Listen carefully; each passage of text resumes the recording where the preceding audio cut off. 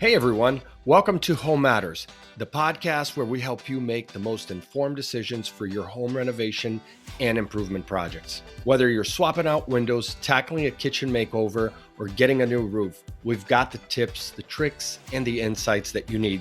So let's get into today's topic. Hello and welcome to another episode of the Home Matters podcast. We are your trusted source for home improvement and renovation advice. I'm your host, Alex, and today I'm going to focus on creating a productive home office. I myself work from a home office.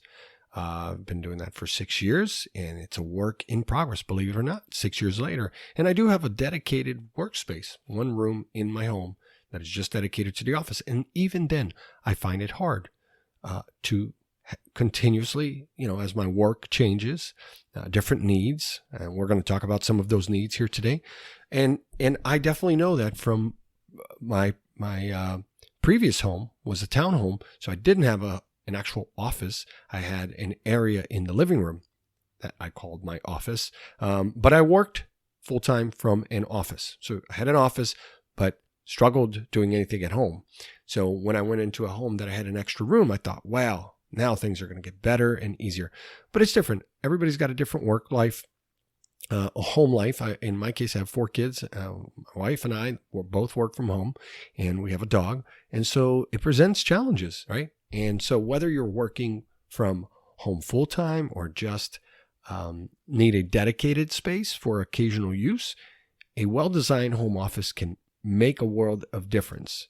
And we're going to cover the aspects like ergonomic furniture, effective lighting, sound control, if you're doing like Zoom meetings and things like that, and certainly efficient storage solutions. So let's dive right into this. And that's right, that is my dog that you are hearing in the background. I decided, let me not edit that out or redo it. Again, these are the challenges of working from home, right? So first, let's talk about the most important elements of a productive workspace. Ergonomic furniture. I myself have some back issues, and so it's really important that I have a good adjustable chair. I was actually this week adjusting it in all different kinds of ways, right? The height, the spacing on the seat, going back and forth, and all that good stuff. But it's so important because for me, I feel it. Like when I have better posture, and I'm paying attention to it throughout the day, then my blood flow is better. I take time throughout the day to do some breathing exercises, some meditation.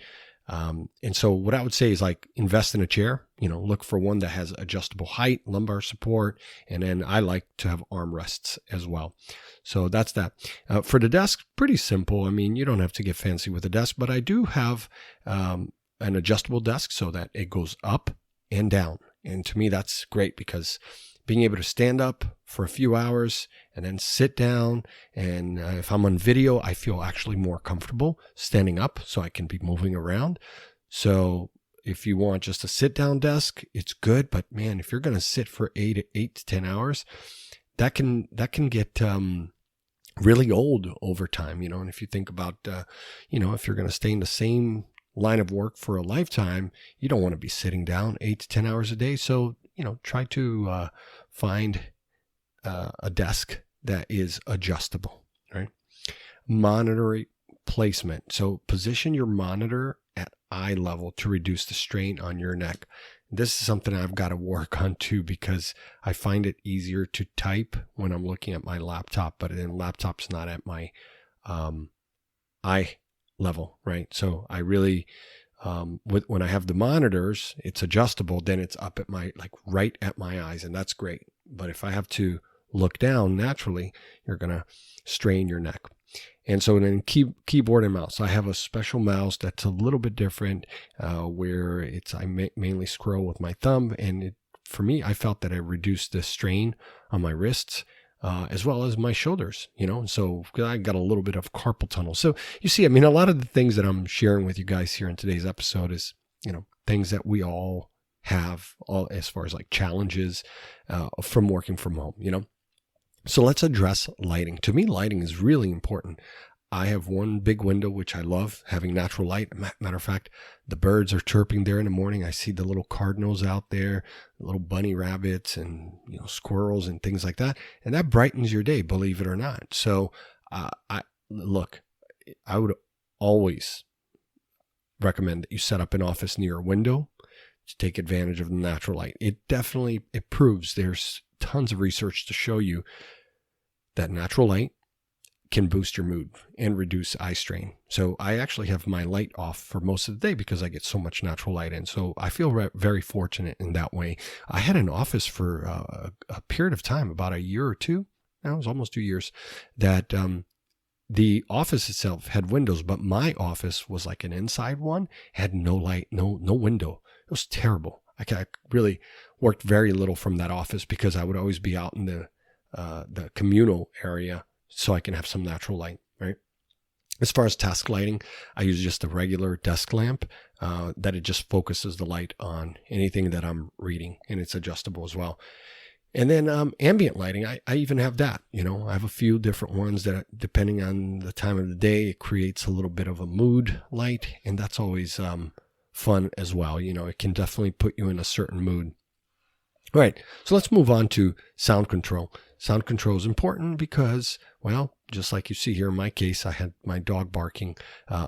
She's in the house right now, so there's not much I can do about that. I could put her in the garage, but it's a little bit too hot for the garage.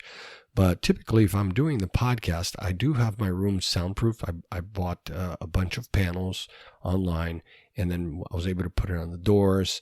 Having carpet is important. That absorbs the sound. And then typically what I'll do is I'll have another sound barrier right next to the microphone. So that's going to be really important for you if you're doing podcasts. But also, if you're on a call with someone, on a Zoom call, I think it's really important to have sound that isn't obnoxious, right? Something that is echoing. All right, let's talk about storage solutions. So I'm not a pack rat. I don't actually have that much on my desk, and I only have like 4 drawers. And so for me, I'm not very big on storage solutions. I try to go paperless as much as I can.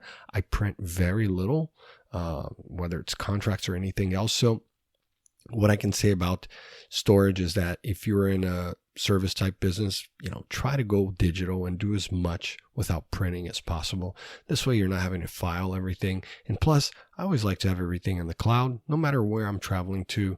If I'm not at home, at the home office, guess what? I can always have access to all of my company documents and things on the cloud, which you can't do if you leave everything just printed. So again, and it's great for the environment, right? Print less. Let's see what else. Cables. I try to have as few cables as possible, but I do have one of those like doohickeys. I call them a doohickey. It keeps all the cables sort of together, and it's like a weight, right? So I love that too. So I like to be organized, and I do like plants. I've got 1, 2, 3, 4. I've got a tree and 2 natural plants. Natural plants to me is just a great way to promote like better, a cleaner air, right? So you get more oxygen in a room, and just a houseplant. And I know that I have to take care of it, so I've got to water it, I've got to trim it, and for me that's fun. I love doing that. So look, creating a productive home office is really all about finding the right balance between comfort, functionality, and organization. So let's recap these points. Invest in ergonomic furniture to support your body and reduce strain, number 1. Number 2, use a combination of natural light, task, and ambient lighting to create a well-lit workspace. Number 3, implement sound control measures to minimize distractions.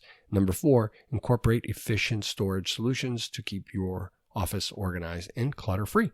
There you go.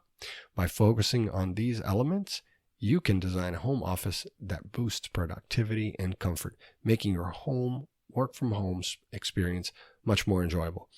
If you found this episode today helpful, please subscribe to the Home Matters podcast, share it with your friends and family. We'd love to hear about your home office renovation projects or any other project for that matter. We like to cover that here on the podcast, and feel free to reach out to us on the website, on social media, or here through the website or through the Spotify page. Thanks again for tuning in to Home Matters. I'm Alex, encouraging you to create a workspace that works for you. Until next time, take care and stay productive. Thanks for tuning in to the Home Matters podcast. Remember, a great home starts with making smart choices. And if you enjoyed today's episode, please hit that subscribe button so you never miss out on a new episode. For more resources or to get in touch with a trusted local contractor, check out localcontractor.co. Until next time, take care and happy renovating.